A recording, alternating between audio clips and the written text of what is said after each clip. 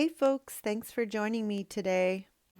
In today's tutorial, we're going to be using the small oval stone that I casted from a mold from the Happy Dotting Company. Her link is in the description below, so definitely go and check out her Etsy shop. She's got a lot of amazing stuff for molding your own stones, and she's got tea lights and pen holders, and it's just amazing. So go and check her out. But I wanted to keep it with the Halloween theme, and I kept this part of the video because I wanted to show you something. So what I was doing was experimenting with a different technique, and I really wanted to go with the colors of candy corn. So I did the white, I did the yellow, and now I'm doing the orange.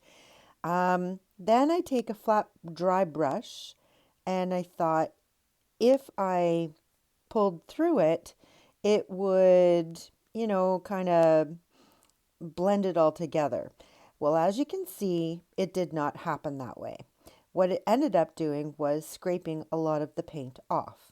So, just to show you the finished mistake of what I did, this is what happened. So I ended up scraping off a lot of the paint with my dry brush, and it didn't look like candy corn at all. So I decided to wipe it off as much as I could with a paper towel and do it again. But this time, do it differently. So I did put on a little bit of white paint there and decided, no, I'm not going to bother with the white. I'm just going to do the yellow and the orange, and continued to do it in the same kind of way as candy corn, but I just left it like that. So the nice thing with acrylic paint, and I've said this before, is that you can always paint over top of it. So that's exactly what I'm doing here. I just wanted to show you that everybody makes mistakes, and I made a big boo-boo there trying to experiment with something, and maybe I might try that technique again on something different, but maybe I'll try it a little differently. Maybe I need to make my brush white or wet. Maybe I need to load the brush like as if I was doing a one stroke painting, which I'm not very good at, but that could be why. Anyways, so what I ended up doing was I have the yellow and then I put on the orange, but then I painted them together. So they ended up kind of like stripy, but I found that this effect was a lot better than what I was originally going for. So, in saying that, um, if you do make a mistake or you don't like the effect or the way that it turned out, try it a different way. Never give up, just keep trying. And this is what I ended up with. And I was actually more impressed with this than I was what was in my head, the way that I wanted it to come out. So, anyway, I'm just saying, just learn from your mistakes, move forward, and never give up. Just keep trying because you never know what you're going to end up with. And sometimes it'll blow your mind like this did. I do clean it up with black paint after I get the letters all done up the way that I wanted them to be, so it doesn't look as messy in behind it. So, but I just write the word boo again using the yellow paint and the orange paint. All of my paint colors that I use and the brand names are listed in the description below. So if you don't have these colors, don't worry about it. I'm sure that whatever you have in your stash will work just fine. You don't have to use yellow and orange. You can use purple. You could use whatever is under the sun, really, or within the rainbow is that's your only limitation.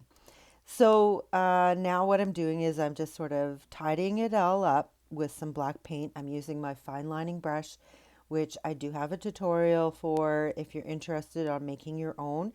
This is homemade for me as well. So they are very simple to use, and it's actually giving life to uh, an old paintbrush that you have that's starting to fray or it's not holding its shape.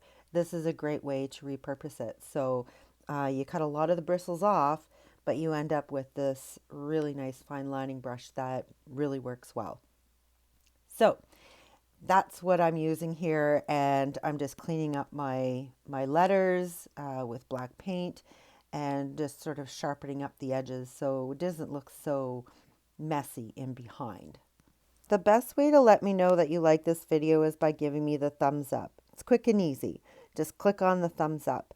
And if you're new to my channel, welcome. I'm happy to have you here with me.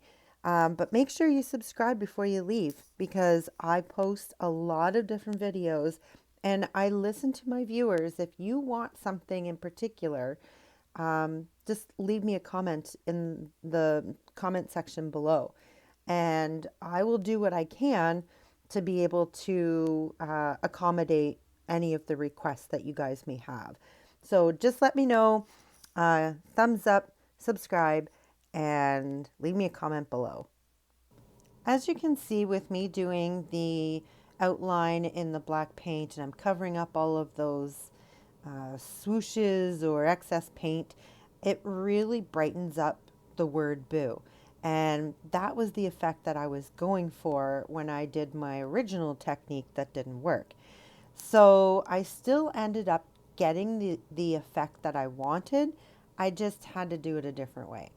So sometimes you just got to experiment with it and go with it. And that's what I did here.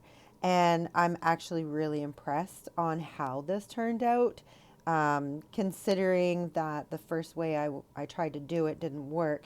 And then I did it this way and it worked. At least, yeah, I think it did. I ended up getting the effect that I wanted. So I was very pleased with it and was happy. And like I've said even earlier in this video, is that with acrylic paint, you can paint over top of it. You can really clean things up. Or if you don't like it at all, just paint over it completely and start right from the very beginning. So you have a blank slate. So anyways, I continue on cleaning it up and then I put some glitter paint on here. So I think it's the sparkle varnish that I use. It is in the description below if you're curious. I should maybe take better notes so I can tell you guys rather than having you go and look at that, but it will be there. So I put this glaze on and it's got little flecks of colors in them so that when you turn it, it changes color.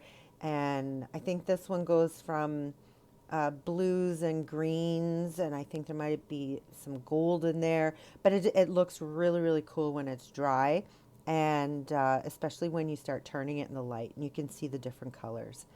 So once that's dry, I've got to put in some spooky ghosts to say boo. I'm sorry. I get a little bit excited at this time of year. So yes, you've got to have ghosts they're the ones that say boo, at least in all of the spooky Halloween stories or whatever. Anyway, so I put 3 ghosts in, 1 ghost per letter. And at the end, when I got to put their eyes on there, I used tools that I got from the dotting center. And they're actually dotting tools, but they work great for this application as well to put the little eyes on them. But definitely go check her out. She's got a lot of different tools, a lot of different things. If you're interested in dot mandala paintings or anything like that. And don't forget to use my 10% discount code. So her link is also in the description below. That description box has a lot of really good information, so definitely go and check that out. So as I finish off putting these ghosts on, and I'm getting ready to put some eyeballs on them so they look even more scarier. So just a couple of dots on their face for their eyes and then a coat of resin. So there you have it, folks. Life is what you make it. So get creative.